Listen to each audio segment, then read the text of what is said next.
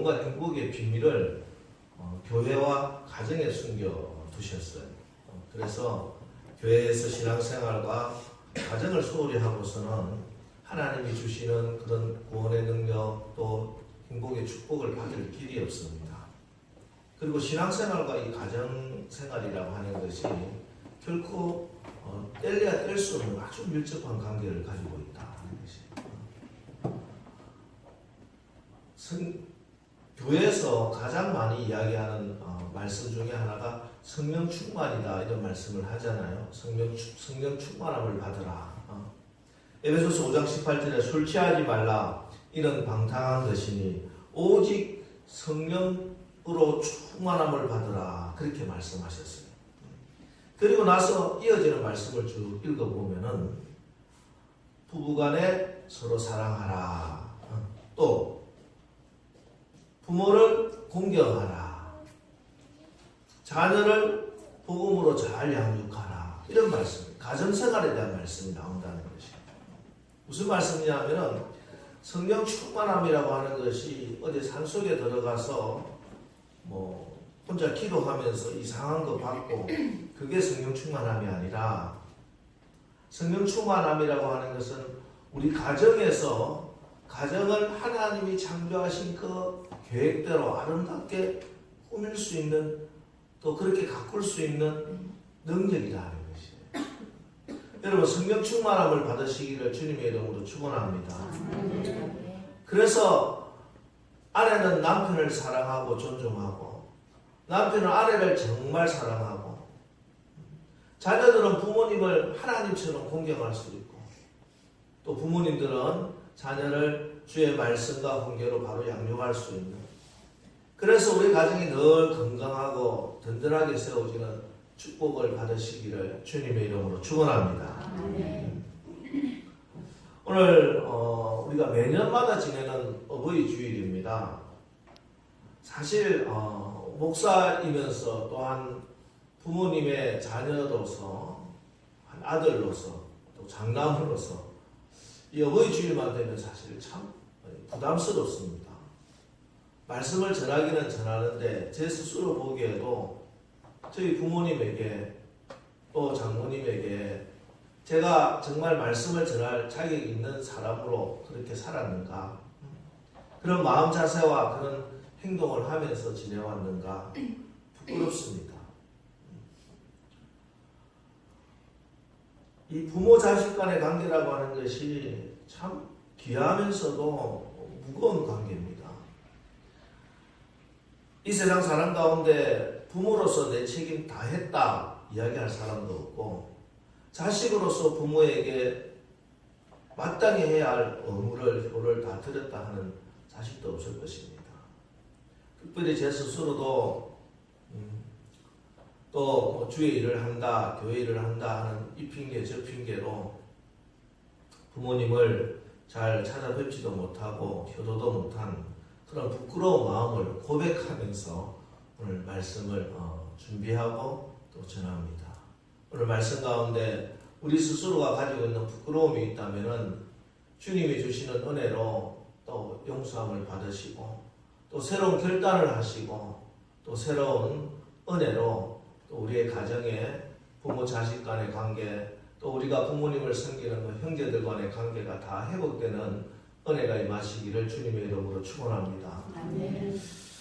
옛날 시골에 요즘도 5일장이 있습니다. 그죠? 모란장 5일장이죠. 옛날에 시골에 5일장이 열리면은 산골 마을에 살던 사람들이 지난 5일 동안에 열심히 산에서 나무를 캐다가 가지고 있다가 그걸 말려서 장작을 지게 만들어서 장에 가서 이렇게 장작을 팝니다.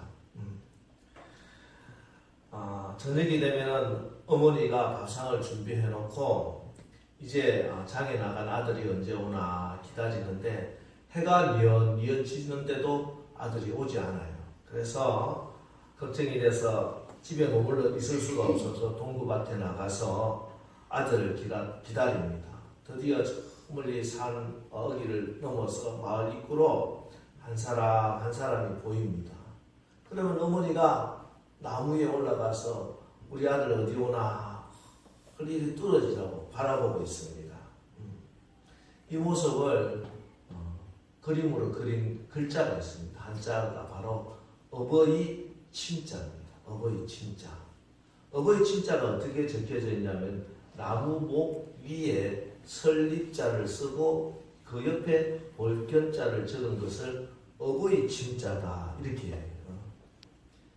멀리 장에 가서 돌아오는 아들 언제 오나 어디에 오나 보고 싶어서 나무 위에 올라가서 어머니가 서서 그것을 바라보고 있는 그 모습, 그것이 어버이의 마음이요 어머니의 마음이요 어버이 침자다 이렇게 이야기합니다. 한편 아들은 준비해 나갔던 그 장작들을 다 팔고 이제 그 돈을 모아서 어머니가 좋아하는 고등어도 사고 돼지고기도 한 점 사고 해서 집으로 돌아옵니다. 집에 돌아오는데 보니까 아니 집에 계셔야 될 어머니가 동구밭에 나무 위에 올라가서 그걸 바라보고 있는 거지. 찾아가서 어머니 이렇게 왜 밖에 나오셨어요? 어머니 다리도 불편하신데 그러면서 쥐고 있던 찌개를 옆에다 놓고 어머니 찌개 위에 앉으세요. 제가 업고 가겠습니다. 하고 어머니를 찌개에 업고 집으로 돌아갑니다. 이 모습을 한자어로 그림을 그려서 만든 글자가 효도할 때 효자입니다. 효도라고 하는 글자가 보면은 노인할 때 노자, 늙을 노자를 밑에 아들 자자가 있잖아요. 아들이 어머니를 업고 가는 그 모습을 효도다 이렇게 적혀 있어요. 오늘 한국교회가 아버지 어머니 사랑에 감사하고 효도를 생각하는 어버이 주일인데 여러분들의 가정에 어버이의 칭자와 효도 효자가 정말 그 글자대로 그 의미대로 다 이루어져서 행복하고 아름다운 가정 되시기를 주님의 이름으로 축원합니다. 오늘 우리가 읽은 본문에 룻이라고 하는 여인이 나옵니다. 이 여인은 이방 여인, 모압 여인이고 게다가 아주 젊었을 때 남편을 잃어버린 과부였습니다. 그런데 이 룻이라고 하는 여인이 보아스라고 하는 한 사람을 만나서 그분의 사랑을 잊고 결혼을 해서 사람들과 동네 모든 사람들과 하나님으로부터 크게 사랑받고 칭찬받는 그런 아름다운 여인이 되는 이야기가 바로 룻기의 이야기입니다. 보아스는 다윗의 아버지 이새의 할아버지요. 그러니까 다윗의 증조 할아버지입니다. 그래서 보아스를 만난 이 룻이 이방 여인 룻이 다윗 가문에 들어와요. 그리고 예수님의 가문에 이름이 당당히 올라가는 그런 축복을 받게 됩니다. 오늘 읽은 본문은 이 보아스와 룻이 처음 만나게 되는 첫 장면을 그리고 있는 내용들입니다. 그 대화 내용이 있는데 우리 읽었지만 다시 한번 10절로 12절 말씀 우리 다시 한번 읽어보겠습니다. 제가 10절 읽고 여러분들이 11절 읽고 같이 12절 읽습니다. 제가 10절 읽습니다. 룻이 엎드려 얼굴을 땅에 대고 절하며 그에게 이르되 나는 이방 여인이거늘 당신이 어찌하여 내게 은혜를 베푸시며 나를 돌보시니까 하니 내게 대답하여 이르되 내 남편이 죽음으로 내가 시어머니에게 행한 모든 것과 내 부모와 곡을 떠나 전에 알지 못하던 백성에게로 온 일이 내게 분명히 알려졌습니다. 12절 같이 읽습니다. 여호와께서 내가 행한 일에 보답하시기를 원하며 이스라엘의 하나님 여호와께서 그의 날개 아래 보호받으러 온 내게 온전한 상 주시기를 원하노라 하느니라. 아멘. 보아스와 룻이 첫 만남을 했는데 보아스가 룻에게 은혜를 베풀어 주는 거예요. 그래서 이 룻이 이방 여인이 나에게 이렇게 은혜를 왜 베푸십니까? 그렇게 이야기하니까 네가 내 남편이 죽은 후로 내 시어머니를 모시던 그 효행에 대해서 내가 이미 듣고 알고 있다. 네가 그 한 모든 것들에 대해서 내가 하나님께서 너에게 큰 상을 베푸시고 하나님이 너를 보호해 주시기를 원하노라 이렇게 축복을 하는 것이에요. 또 보아스가 보아스가 듣고 알고 있던 그 룻의 행동들이 그 행한 일이 무엇인가? 지금까지 룻기 1장부터 앞에까지 있던 그 내용들 다 전체를 이야기하겠지요. 그 중에 오늘 한두 가지만 생각해 보기를 원합니다. 사사시대 베들레헴에 가뭄이 들었어요. 베들레헴에 살던 엘리멜렉이라고 하는 사람이 살 길이 없으니까 모압 땅에 가서 한번 살아보려고 아들 둘을 데리고 아내 나오미와 함께 이사를 갑니다. 이민을 간 거나 마찬가지예요. 그 이민 가서 열심히 살아보려고 노력을 했지만 어찌된 명문인지 모르지만 또 어떻게 된 것은 모르지만 이 엘리멜렉이 일찍 죽고 맙니다. 그리고 젊은 아들 둘이 결혼을 해서 살아가야 되는데 이 아들도 죽고 말아요. 그 이방 땅에 나오미는 남편 죽고 아들들 죽고 나서 가부된 며느리와 둘과 함께 여인 3명만 남게 됩니다. 그렇게 있는 동안에 어느 날 고향으로부터 소식이 들려오는데 하나님께서 베들레헴에 은혜를 베푸셔서 베들레헴이 이제 회복되었다는 이야기를 듣고 내가 이방 땅에 살지는 못하겠고 이제 다시 고향으로 돌아가야 되겠구나 하고 길을 났습니다. 길을 났으면서 길을 돌아서 고향으로 오는 길에 며느리들에게 이야기합니다. 얘들아, 내가 너희들과 함께 내 고향 땅으로 돌아간들 너희에게 있어서는 베들레헴이 이스라엘이 이방 땅일 것인데 그곳에 가면 너희가 어떻게 살 수 있겠니? 오히려 이곳 너희의 고향에 남아서 결혼도 새로 하고 새롭게 잘 살도록 하거라 이렇게 권면을 합니다. 진심이었습니다. 그 이야기를 듣고 처음에는 안 된다 하던 며느리들 중에 오르바는 그러면 제가 모압 땅에 남겠습니다 하고 이야기를 하고 모압 땅에 남습니다. 그런데 이 두 며느리 중에 룻은 어머니 곁에 바싹 붙어서 떨어지지를 않아요. 이 모습을 우리 성경에는 룻은 그를 붙쫓았더라 이렇게 번역을 합니다. 붙쫓다.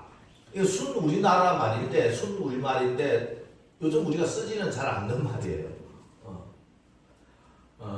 히브리어로는 다바크라고 하는 단어입니다. 다바크라고 하는 단어를 우리말로 붙쫓다 이렇게 번역을 했는데 이 다바크라고 하는 단어를 성경 곳곳에 여러 가지 의미로 번역을 했습니다.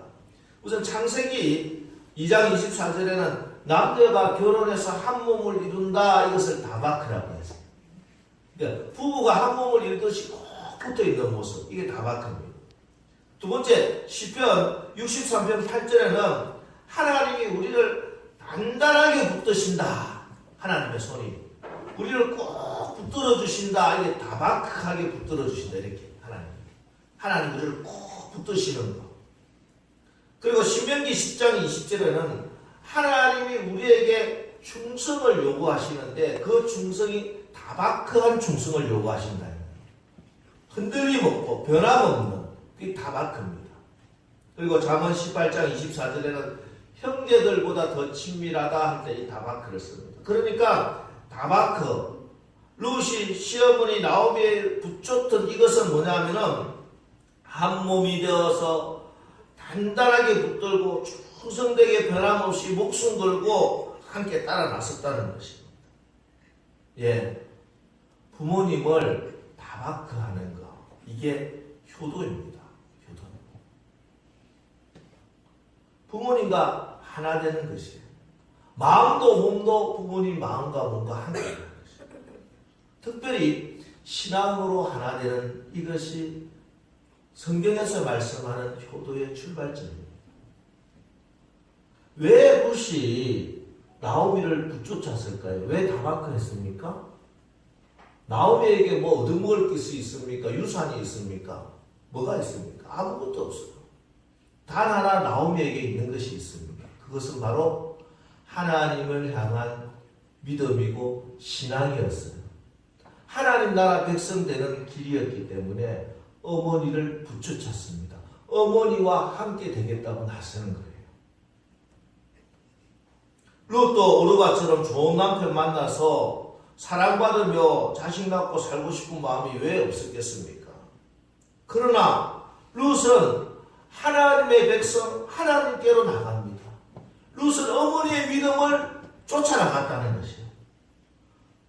어머니가 가지고 있는 그 믿음을 위해서 내가 이 땅에서 누릴 수 있는 그런 것을 포기하고 결단합니다. 여러분, 오르바를 욕할 수는 없습니다.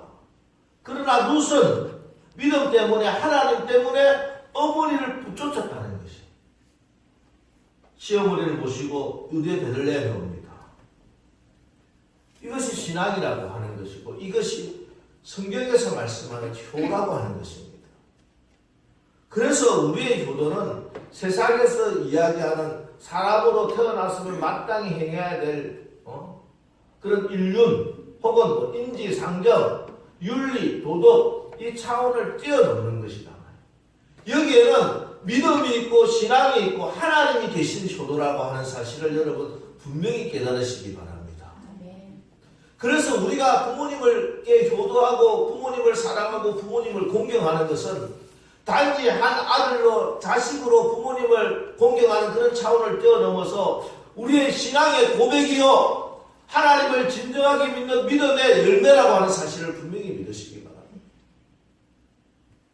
여러분, 세상에서 효를 가르치지 않는 종교가 어디 있습니까? 효를 가르치는 종교라고 이야기하면 대부분 다 유교라고 생각하는데 아니요. 유교보다 훨씬 더 중요하게 효를 강조하고 효를 귀하게 여기는 것이 바로 우리 기독교입니다. 왜? 우리 기독교의 효는 우리의 믿음이기 때문에 그래요. 내 신앙의 태도이기 때문에 그래요. 하나님이 우리에게 명령하신 그 명령을 지키는 것이기 때문에 부모님이 나에게 존경받을 만하고 공경받을 만한 이유가 있어서가 아니라 하나님이 명령하셨기 때문에 나는 부모님을 끝까지 공경하고 존중하고 사랑하고 섬길 수 있어야 되는 것이에요. 이것이 바로 우리 기독교가 말씀하는 효도입니다. 창세기에 보면은 노아가 의인이었고 참믿음의 사람이었는데 노아도 실수를 한 적이 있죠. 홍수가 끝나고 포도밭을 짓고 포도농사를 하고 나서 포도주를 만들어서 마셨는데 좀 많이 과하게 드셨나 봐. 주무시다가 더우니까 옷을 다 벗고 훌르덩 벗고 있습니다. 그때 아들들의 행동이 다르게 나타납니다. 하나들은 그것을 부끄럽게 여겼습니다. 그러나 하나들은 부모님의 수치를 가려주었습니다. 여러분, 우리 하나님이 말씀하는 효는 하나님의 명령이기에 하나님의 마음이기에 우리가 부모님이 나를 잘 키워주시고 나에게 공부 많이 가르쳐주시고 유산을 많이 물려주시고 건강을 물려주셔서 하는 효도 있지만 혹 나의 어린 시절에 상처를 주고 내가 부모님 때문에 힘들어했다 할지라도 하나님의 말씀이기에 그 말씀에 순종함으로 진심으로 내 마음의 중심으로 하나님을 믿는 믿음으로 하나님을 섬기는 마음으로 부모님을 섬기고 공경하시기를 주님의 이름으로 축원합니다. 공경한다는 것은 단지 제가 오늘 주일학교 어린이들에게 공경이 뭐니 이렇게 존경하고 비슷하지요. 예, 존경하고 비슷합니다. 그러나 공경에는 무거움이 있습니다. 무거움이. 제가 우리 어린이들에게는 이게 설명하기가 힘들어서 다 설명을 못했지만 이 무거움이라고 하는 것이 어디서 나오느냐 하면은 이 무게가 어디서 나오냐 하면 하나님의 지극하고 극진하신 하나님의 그런 명령에 의한 효도라는 공경이다. 이것은 내가 가볍게 던져버릴 것이 아닙니다. 중요하고 무거운 것입니다. 우리 하나님께서 우리에게 부모님을 공경하라 하셨으니 여러분들이 부모님을 공경하시기를 주님의 이름으로 축원합니다. 부모님을 귀하게 여기시기 바랍니다. 세상 사람들의 기준으로 보기에는 내 경험으로 보기에는 어떠하든 간에 하나님께서 부모를 공경하라 하셨기 때문에 부모님을 공경하여 하나님이 주시는 축복을 받으시기를 주님의 이름으로 축원합니다. 하나님께서는 특별히 이 계명에는 약속을 주셨어요. 약속을 주셨다. 하나님의 계명들이 여러 가지가 있습니다. 10계명, 특별히 10계명 중에 하나님이 약속하신 축복이 약속된 계명이 바로 제5계명, 내 부모를 공경하라는 계명이잖아요. 이 계명에 약속되어 있는 약속 축복이 무엇입니까? 땅에서 장수하고 건강하고 네가 하는 일이 잘 되는 그런 축복을 받는다는 거죠. 여러분, 우리들은요, 이 세상에 살면서 사실 교회 나오는 많은 사람들 중에 모두 다 하나님의 축복을 받고 싶어 합니다. 어떤 축복입니까? 내 믿음이 좋아지고 경건해지고 예수님의 모습이 드러나고 뭐 그렇게 말은 하지만 솔직히 우리 마음 중심에 또 하나 절대로 놓치지 않는 축복, 받아야 할 축복이 뭡니까? 이 땅에서 잘 살고 건강하고 행복하고, 그런데 하나님께서 이 축복을 약속하셨어요. 어떤 약속이 어떻게 약속하셨습니까? 내 부모를 공경하라. 여러분, 하나님의 복을 다 받으시기를 주님의 이름으로 축원합니다. 신앙생활하면서 제일 신앙생활 잘 못하시는 분들이 있어요. 내가 생각하는 대로 내 마음대로 내 소견이 옳은 대로 신앙생활 하는 사람들이. 하나님의 복은 그렇게 내리는 것이 아닙니다. 하나님의 축복은 하나님이 약속하신 방법대로 내리는 것이에요. 하나님이 약속하신 방법은, 여러분들이 이 땅에서 건강하게 사는 비결이 어디 있습니까? 여러분들이 이 땅에서 하는 일이 잘 되는 비결이 어디 있습니까? 그 축복의 통로가 어디 있습니까? 바로 내 부모를 공경하라. 부모를 공경하라. 여러분, 부모를 공경하시기를 축원합니다. 그래서 여러분이 그런 하나님이 약속하신 약속의 주인공, 간증의 주인공 되시기를 주님의 이름으로 축원합니다. 여러분의 자녀가 부모를 공경하는 자녀가 되기를 주님의 이름으로 축원합니다. 여러분의 자녀가 이 땅에서 건강하고 하나님이 형통하게 되기를 주님의 이름으로 축원합니다. 오늘 보아스가 룻을 만나서 한 이야기가, 첫 이야기가 그거예요. 야, 너 시어머니에게 너무 잘하더라. 너무 소문이 다 났단다. 야, 네가 이방 땅에 있을 때부터 그 시어머니 나오미에게 한 행동을, 야, 이곳까지 다 소문이 날 정도야. 참 귀하다. 너 참 예쁘다. 너 참 축복해주고 싶구나. 여러분, 우리 모두가 나중에 우리 예수님을 만나는데 우리 예수님은 신랑으로 만나요. 그죠? 신랑 되신 예수님 만나는데 우리 신랑 되시는 예수님, 나의 보아스 되시는 예수님을 만났을 때 우리 주님이 우리를 보고, 그래, 너 참 착하다. 너 어릴 때부터 부모님에게 순종하고 말씀 잘 듣더니, 나이가 든 열반신 부모님도 잘 모시더니, 또 너희 자녀들을 효도할 수 있는 효자 자녀로 잘 양육했으니 내가 너 그거 다 알고 있다. 참 예쁘다. 어서 오너라. 칭찬받을 수 있는 우리 모두 다 되시기를 주님의 이름으로 축원합니다. 다음으로 보아스가 룻에 대해서 알고 있는 것은, 이 룻이 열심히 땀 흘려서 부모님을 공양했다는 거죠. 이 열심, 성실, 이것을 알고 있습니다. 여러분, 믿음이 좋다는 것은 어려움이 없이 만사가 잘 되고 내가 태평하게 된다는 말과 같지는 않습니다. 믿음의 길을 걸어갔더니 아무 문제도 없고 태평하고 고속도로가 열렸다, 그것이 아니에요. 룻이 시어머니 나오미를 따라 나선 그 길은 먹고 살 수 있는 길이 없는 길이었습니다. 베들레헴에 따라와 보고 나니까 먹고 살 수 있는 방법이 없어요. 왜냐하면 엘리멜렉이 베들레헴을 떠났을 때 이미 농사지을 밭과 논을 다 팔고 양들을 다 팔고 떠났기 때문에. 그러나 룻은 막연하게 자기 신세를 한탄하거나 어떤 하늘에서 기적이 일어나기를 기다리지 않았습니다. 왜? 당장 어머니가 오늘 저녁 끼가 없단 말이야. 어머니 오늘 저녁 밥을 해드려야 되기 때문에 룻은 기도했습니다. 그리고 하나님께서 뭐라고 말씀하시는지 그 말씀을 기다렸습니다. 그래서 룻이 일어나 밖으로 나갑니다. 왜? 남의 밭에 가서 이삭을 죽기 위해서. 남의 밭에 가서 열심히 일을 해서 이삭을 주어서 시어머니를 봉양했습니다.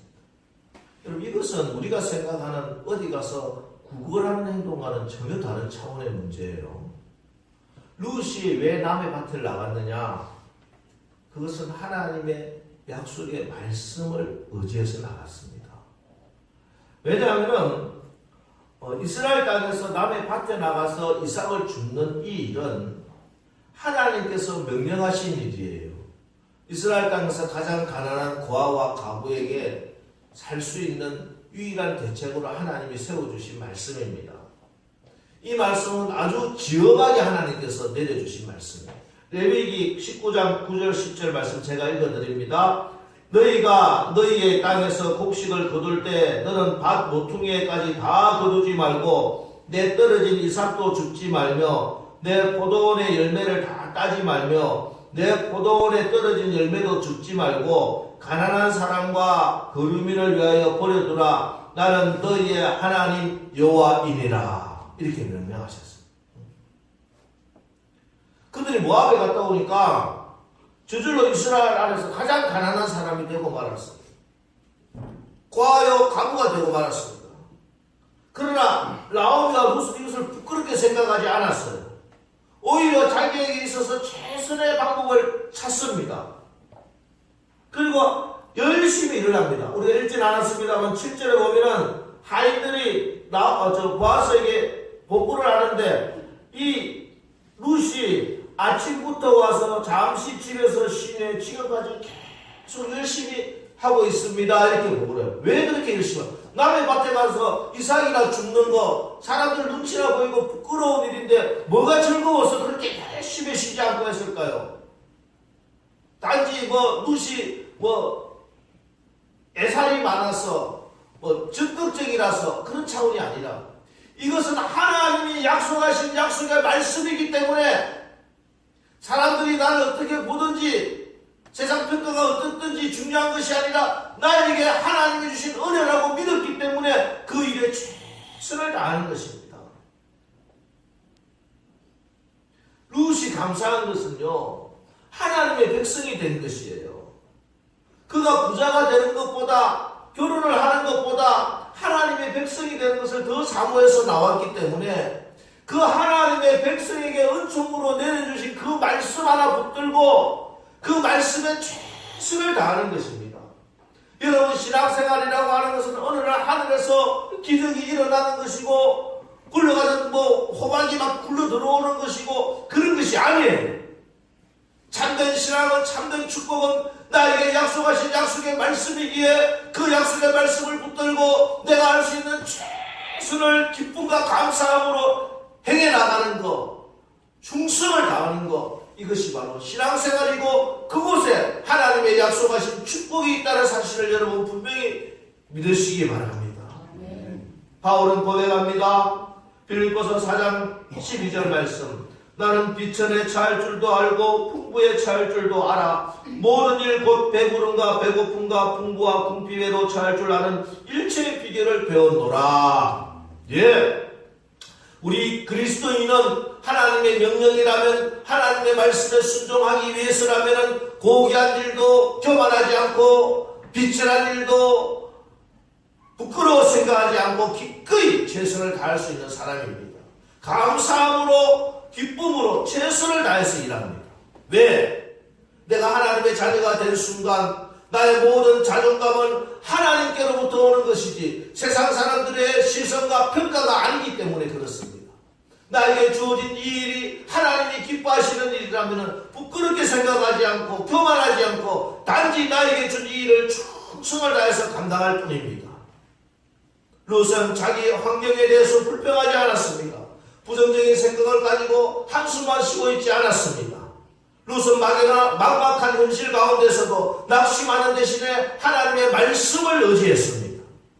룻은 하나님께서 내 부모를 공경하라고 하는 그 명령을 받았고 또 그 말씀을 지키기 위해서 레위기 19장 9절 10절 말씀을 의지했습니다.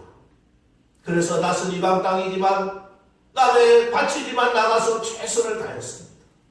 여러분, 밭에는 곡식이 있고 또 하나님의 자비로운 법도 있고 하나님께서 보아스도 준비해 주셨지만 룻이 밭으로 나가지 않고 하나님 말씀에 순종하지 않고 최선을 다하지 않았다면 곡식도 얻을 수 없을 뿐만 아니라 보아스도 만나지 못했을 것입니다. 그렇습니다. 여러분, 우리의 인생을 바꾸는 역사는 근본적으로 보아스를 준비해 주신 하나님의 은혜 때문에 있는 것이지만 룻에게 말씀을 의지하고 그 말씀을 믿고 순종하는 그런 믿음의 행위가 있었기 때문에 그 축복의 주인공이 되었다는 거죠. 여러분, 우리는 구원은 하나님을 믿는 믿음으로 구원을 받습니다만 하나님이 우리에게 주신 축복은 하나님의 말씀에 순종하는 그 자가 축복의 주인공, 간증의 주인공이 되는 줄 분명히 믿으시기 바랍니다. 하나님께서 이것을 다 보고 계세요. 지금도 우리가 행동하는 하나하나 우리의 마음의 중심으로부터 나오는 그 모든 것을 하나님이 보고 계십니다. 그래서 하나님이 역사하십니다. 그것을 하나님의 섭리다 이렇게 섭리. 2장 3절 4절 제가 읽어드립니다. 룻이 가서 베는 자를 따라 밭에서 이삭을 줍는데 우연히 엘리멜렉의 친족 보아스에게 속한 밭에 이르렀더라. 마침 보아스가 베들레헴에서부터 와서 베는 자들에게 이르되 여호와께서 너희와 함께 하시기를 원하노라 하니 그들이 대답하되 여호와께서 당신에게 복 주시기를 원하나이다 하니라. 여기 주목할 단어가 있습니다. 우연이라는 말과 마침이라고 하는 말이에요. 룻은 가서 이삭을 줍는데 우연히도 그 밭이 시아버지 엘리멜렉의 친족되는 보아스의 밭이었습니다. 그리고 때마침 시아버지 친족 보아스가 추수하는 일꾼들을 격려하고 또 이렇게 축복하기 위해서 그 밭에 나왔다는 것입니다. 아무것도 모르는 룻의 입장은 다 우연이지요. 이게 우연에 일어난 일입니다. 그러나 이것은 결코 우연이 아니라 하나님의 섭리라는 것을 우리가 압니다. 이삭을 줍던 이방 여인 그리고 그 밭의 주인 만나 그냥 스쳐 지나갈 수가 있어요. 그러나 이들의 뒤에는 하나님의 이끄시는 섭리의 손길이 있었다는 것입니다. 그 우연을 가장한 하나님의 섭리가 우리의 인생을 이끌어 나갑니다. 여러분, 우리가 하나님이 보이지 않아요. 하나님 보시는 분 계신가요? 하나님 보이지 않습니다. 단지 우리에게 주신 말씀이기 때문에 보이지 않아도 또 이 말씀에 순종해 나간다고 내가 어떤 일이 일어날 것인가 다 알고 나가는 사람은 없어요. 아무도 모릅니다. 그러나 하나님 말씀에 순종하고 보이지 않는 하나님이시지만 그 말씀에 순종하고 나갈 때마다 하나님께서 우리를 보고 계신다는 하나님께서 우리를 보고 계십니다. 그리고 하나님의 인자하신 손이 하나님의 따뜻하신 손길이 하나님의 능력의 손길이 우리를 이끌어 주십니다. 위험으로부터 보호해 주시고요. 축복받을 길로 우리를 이끌어 주십니다. 그것이 하나님의 섭리의 손길이라 하는 것입니다. 우리가 그 하나님의 섭리로 지금 이 자리까지 오게 된 것을 여러분 분명히 믿으시기 바랍니다. 나의 걸음 하나님 말씀에 순종하시기를 축원합니다. 하나님 말씀에 순종하는 그 걸음 걸으면은 하나님의 날개 그늘이 하나님의 인자하신 손이 우리를 지키고 보호하고 이끌어주고 계십니다. 하나님 다 보고 계십니다. 우리는 하나님을 다 볼 수는 없지만 하나님은 우리를 다 보고 계십니다. 우리가 진실된 마음으로 하나님 말씀에 순종하기 위하여 애쓰고 힘쓰고 발부둥치고 몸부림치는 그 모습, 우리의 연약한 모습, 우리의 흘리는 눈물 하나님 다 보고 계십니다. 보아스가 들어 알았던 것처럼 하나님이 다 알고 계시고 하나님께서 여러분을 이끌고 계십니다. 단지 내가 하나님 말씀에 순종해 나갈 때마다 우리가 생각하지도 계획하지도 상상도 못하게 하나님께서 여러분의 가정을 이끌고 계심을 분명히 믿으시기 바랍니다. 그래서 이제 모든 것을 하나님께 맡기고 나갈 수 있습니다. 물론 우리에게는 이 모든 것을 행할 능력이 없습니다. 그래서 기도하는 것입니다. 오직 성령으로 충만함을 받아야 되는 것입니다. 하나님의 능력으로 하나님 말씀에 순종해 나가. 성령 충만함이라고 하는 것이 무엇일까요? 하나님 말씀에 순종할 수 있는 능력을 받는 것이 성령 충만함. 어떤 환경이라도 하나님 날 도와주세요. 제가 알고 있으면서도 행하지 못하고 축복의 길이라고 해서 머리로는 이해가 되는데 내 마음이 허락하지 않습니다. 내 당장 눈에 보이는 환경 때문에 하나님이 원하시는 그 길을 알면서도 주저주저하고 있습니다. 주여 나를 불쌍히 여겨주셔서 주셔서 성령께서 나를 휘어잡아 주시고 성령의 충만함으로 하나님이 주시는 축복의 길을 당당히 나갈 수 있는 그런 믿음의 용사가 되게 주시옵소서. 기도하고 결단하고 나가요. 하나님의 성령이 여러분을 붙들으시고 인도해 주실 것입니다. 성령의 인도함을 받게 되는 것이고 성령의 지배를 받게 되는 것이고 성령의 이끌림을 받게 돼서 그래서 하나님께서 예비하신 축복의 길을 하나님의 승리의 길을 여러분 걸어나가게 되어서 여러분의 가정이 참으로 효도하고 하나님의 축복을 받는 그런 믿음의 가정, 믿음의 가문이 되는 은혜가 임하게 될 줄 분명히 믿습니다. 오늘 어버이 주일입니다. 부모님을 공경하고 부모님께 효도하시기를 축원합니다. 또 여러분들의 가정의 자녀들이 다른 어떤 것보다 부모님을 공경하고 효도하는 자녀가 되기를 주님의 이름으로 축원합니다. 그래서 우리의 가정들이 하나님이 약속하신 그 축복, 이 땅에서 잘되고 건강하고 장수하는 그런 축복을 받는 가정, 가문 다 되시기를 주님의 이름으로 축원합니다. 제가 여러분들 아시다시피 어버이 주일 때마다 이 노래를 부릅니다. 어머니의 마음이라고 하는 노래인데 이 노래를 우리가 다시 부르면서 오늘 말씀도 기억하면서 부모님께 감사하고 또 공경할 수 있는 그런 마음으로 결단하시기를 바랍니다. 우리 어머니의 마음 우리 같이 우리 노래 불러보겠습니다.